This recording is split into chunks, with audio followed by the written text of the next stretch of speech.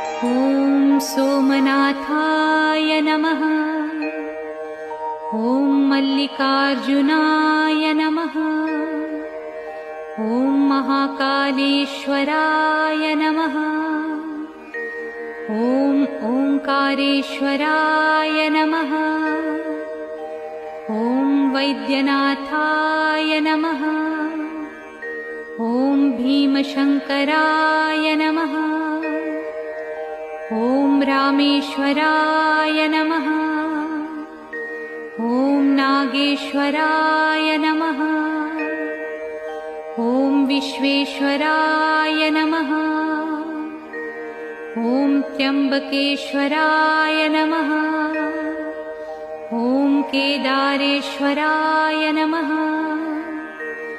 ॐ भुस्मेश्वराय नमः।